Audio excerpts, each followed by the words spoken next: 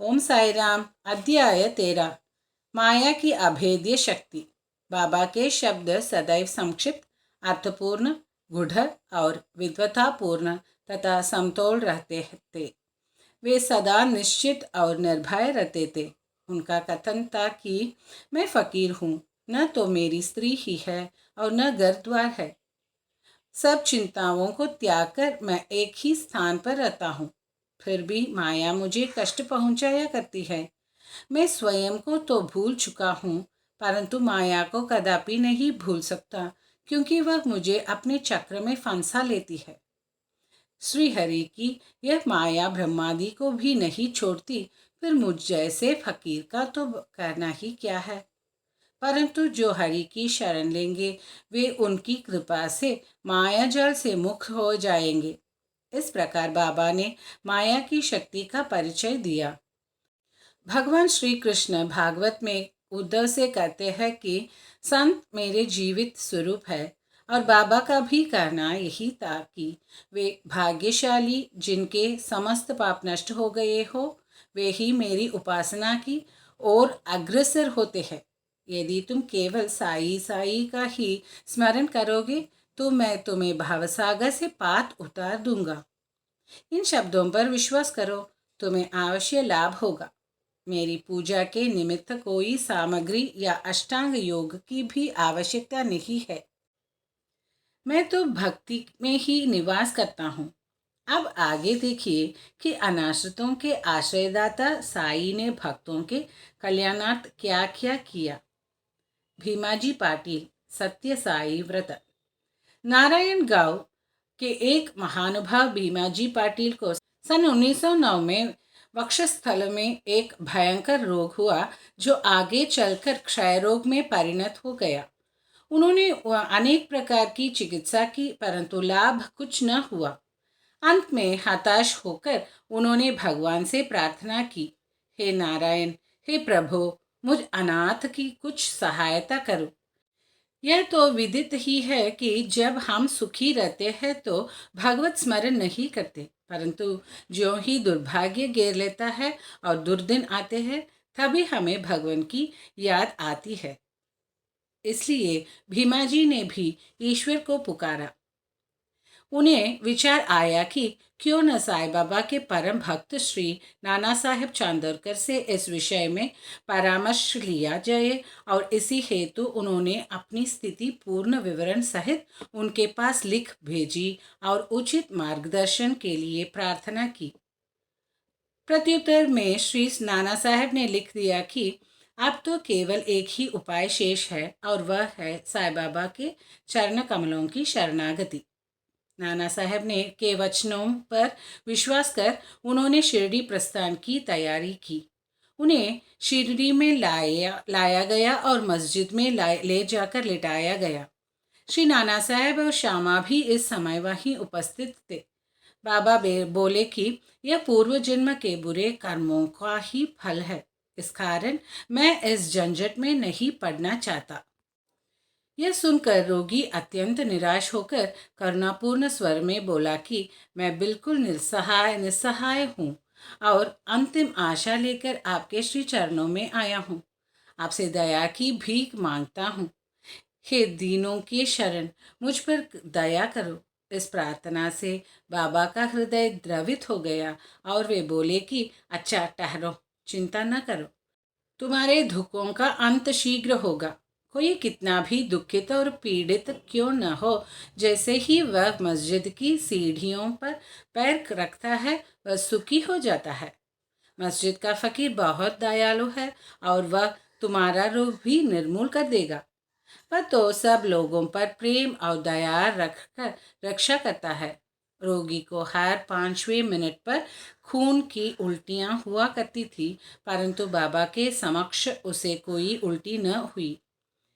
जिस समय से बाबा ने अपने श्रीमुख से आशा और दयापूर्ण शब्दों में उद्गार प्रकट किए, उसी समय से रोग ने भी पलटा खाया। बाबा ने रोगी को भीमाबाई के घर में ठहरने को कहा। यह स्थान इस प्रकार के रोगी की सुविधाजनक और स्वास्थ्यप्रद तो न था, फिर भी बाबा की आज्ञा कौन टाल सकता था। वहां पर रहते हुए बाबा ने दो स्वप्न देखकर उसका रोग हरण कर लिया। पहले स्वप्न में रोगी ने देखा कि वह एक विद्यार्थी है और शिक्षक के सामने कविता मुखाग्र न सुना सकने के दंड स्वरूप बेतों की मार से असहनीय कष्ट भोग रहा है। दूसरे स्वप्न में उसने देखा कि कोई हृदय पर नीचे से ऊपर और ऊपर से नीचे की ओर पत्थर घुमा रहा है, जिससे उसे असह्य पीड़ा हो रही है। स्वप्न में इस प्रकार कष्ट पाकर वह स्वस्थ हो गया और घर लौट आया। वह कभी कभी शिरडी आता और साईं बाबा की दया का स्मरण कर साष्टांग प्रणाम करता था। बाबा अपने भक्तों से किसी वस्तु की आशा न रखते थे। वे तो केवल स्मरण, दृढ़ निष्ठा और भक्ति के भूखे थे। महाराष्ट्र के लोग प्रतिपक्ष या प्रतिमास सदैव सत्यनारायण का व्रत किया करते हैं, परंतु अपने गांव पहुंचने पर भीमाजी पाटिल ने सत्यनारायण व्रत के स्थान पर एक नया ही सत्य साई व्रत प्रारंभ कर दिया। बाला गणपत दर्जी। एक दूसरे भक्त जिनका नाम बाला गणपत दर्जी था, एक समय जीर्ण ज्वर से पीड़ित हुए। उन्होंने सब प्रकार की दवाइयाँ और काढ़े लिए, परंतु इनसे कोई लाभ न हुआ। जब ज्वर तिलमात्र भी न घटा तो वे शिरडी दौड़े आए और बाबा के श्री चरणों की शरण ली। बाबा ने उन्हें विचित्र आदेश दिया कि लक्ष्मी मंदिर के पास जाकर एक काले कुत्ते को थोड़ा सा दही और चावल खिलाओ। वे यह समझ न सके कि इस आदेश का पालन कैसे करें। घर पहुंचकर चावल और दही लेकर वे लक्ष्मी मंदिर पहुंचे, जहां उन्हें एक काला कुत्ता पूंछ हिलाते हुए दिखा। उन्होंने वह चावल और दही उस कुत्ते के सामने रख दिया, जिसे वह तुरंत ही खा गया। इस चरित्र की विशेषता का वर्णन कैसे करूं कि उपर्युक्त किया करने मात्र से ही बाला दर्जी का ज्वर हमेशा के लिए जाता रहा। बापू साहेब बूटी। श्रीमान बापू साहेब बूटी एक बार अम्लपित्त के रोग से पीड़ित हुए। उनकी अलमारी में अनेक औषधियाँ थी, परंतु कोई भी गुणकारी न हो रही थी। बाबू साहेब अम्लपति के कारण अति दुर्बल हो गए और उनकी स्थिति इतनी गंभीर हो गई कि वे मस्जिद में जाकर बाबा के दर्शन करने में भी असमर्थ थे। बाबा ने उन्हें बुलाकर अपने सम्मुख बिठाया और बोले, सावधान, अब तुम्हें दस्त न लगेंगे। अपनी उंगली उठाकर फिर करने लगे, उल्टियाँ भी अवश्य रुक जाएंगी।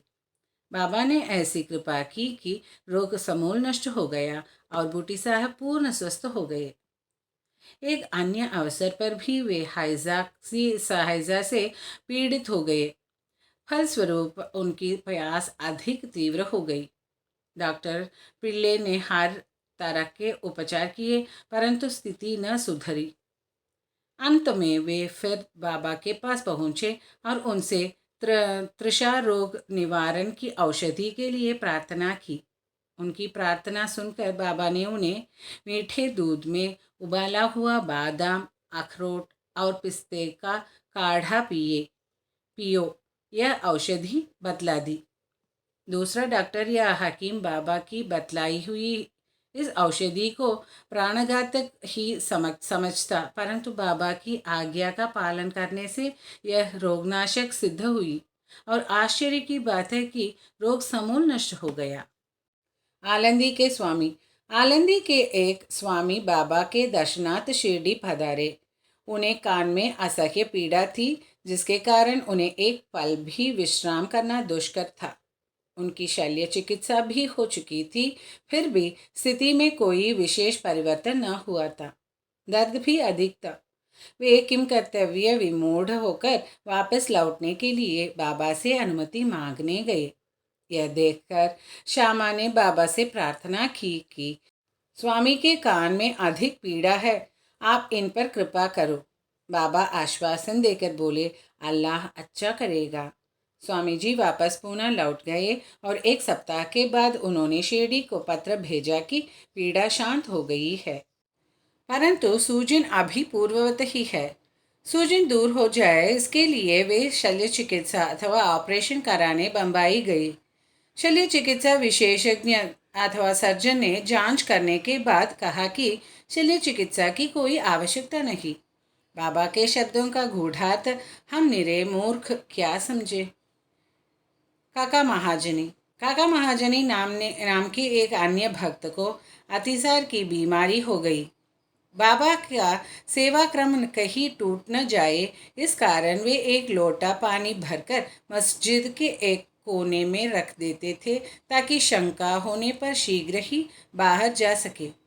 श्री साईं बाबा को तो सब विदित ही था। फिर भी काका ने बाबा को सूचना इसलिए नहीं दी कि वे रोग से शीघ्र ही मुक्ति पा जाएंगे। मस्जिद में फर्श बनाने की स्वीकृति बाबा से प्राप्त हो चुकी थी, परंतु जब कार्य प्रारंभ हुआ तो बाबा क्रोधित हो गए और उत्तेजित होकर चिल्लाने लगे, जिससे भगदड़ मच गई। जैसे ही काका भागने लगे वैसे ही बाबा ने उन्हें पकड़ लिया और अपने सामने बैठा लिया। इस गड़बड़ी में कोई आदमी मूंगफली की एक छोटी थैली वहां भूल गया। बाबा ने एक मुट्ठी मूंगफली उसमें से निकाली और छील कर दाने काका को खाने के लिए दे दिया। क्रोधित होना, मूंगफली छीलना और उन्हें काका को खिलाना, यह सब कार्य एक साथ ही चलने लगा। स्वयं बाबा ने भी उसमें से कुछ मूंगफली खाई। जब थैली खाली हो गई तो बाबा ने कहा कि मुझे प्यास लगी है, जाकर थोड़ा जल ले आओ। काका एक गड़ा पानी भर लाए और दोनों ने उसमें से पानी पिया। फिर बाबा बोले कि अब तुम्हारा अतिसार रोग दूर हो गया, तो अपने फर्श के कार्य की देखभाल कर सकते हो। थोड़ी ही समय में भागे हुए लोग भी लौट आए। कार्य पुनः प्रारंभ हो गया। काका का रोग अब प्रायः दूर हो चुका था। इस कारण वे कार्य में संलग्न हो गए। क्या मूंगफली अतिसार रोग की औषधि है? इसका उत्तर कौन दे? वर्तमान चिकित्सा प्रणाली के अनुसार तो मूंगफली से अतिसार में वृद्धि होती है, न कि मुक्ति।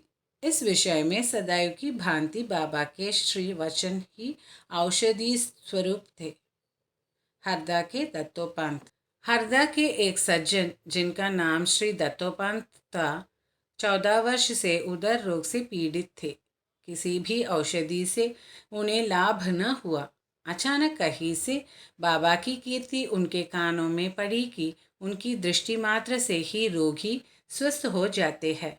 अतः वे भी भागकर शिरडी आए और बाबा के चरणों की शरण ली। बाबा ने प्रेम दृष्टि से उनकी ओर देखकर आशीर्वाद देकर अपना वरद हस्त उनके मस्तक पर रखा। आशीष और उदी प्राप्त कर वे स्वस्थ हो गए तथा भविष्य में उन्हें फिर कोई पीड़ा न हुई। इसी तरह के निम्नलिखित 3 चमत्कार इस अध्याय के अंत में टिप्पणी में दिए गए हैं। 1. माधवराव देशपांडे बवासीर रोग से पीड़ित थे। बाबा की आज्ञानुसार सोनामुखी का काढ़ा सेवन करने से वे निरोग हो गए। 2 वर्ष पश्चात उन्हें पुनः वही पीड़ा उत्पन्न हुई। बाबा से बिना परामर्श लिए वे उसी काढ़े का सेवन करने लगे। परिणाम यह हुआ कि रोग अधिक बढ़ गया, परंतु बाद में बाबा की कृपा से शीघ्र ही ठीक हो गया। 2. काका महाजनी के बड़े भाई गंगाधर पंत को कुछ वर्षों से सदैव उदर में पीड़ा बनी रही थी। बाबा की कीर्ति सुनकर वे भी शिरडी आए और आरोग्य प्राप्ति के लिए प्रार्थना करने लगे। बाबा ने उनके उदर को स्पर्श कर कहा, अल्लाह अच्छा करेगा। इसके पश्चात तुरंत ही उनकी उदर पीड़ा मिट गई और वे पूर्णतः स्वस्थ हो गए। श्री नाना साहेब चांदोरकर को भी एक बार उदर में बहुत पीड़ा होने लगी। वे दिन रात मछली के समान तड़पने लगे। डॉक्टरों ने अनेक उपचार किए, परंतु कोई परिणाम न निकला। अंत में वे बाबा के शरण में आए। बाबा ने उन्हें घी के साथ बर्फी खाने की आज्ञा दी। इस औषधि के सेवन से वे पूर्ण स्वस्थ हो गए। इस अब कथाओं से यही प्रतीत होता है कि सच्ची औषधि जिससे अनेकों को स्वास्थ्य लाभ हुआ वह बाबा के केवल श्रीमुख से उच्चरित वचनों एवं उनकी कृपा का ही प्रभाव था। श्री सद्गुरु साईनाथ अर्पणमस्तु। शुभम भवतु। ओम साई राम।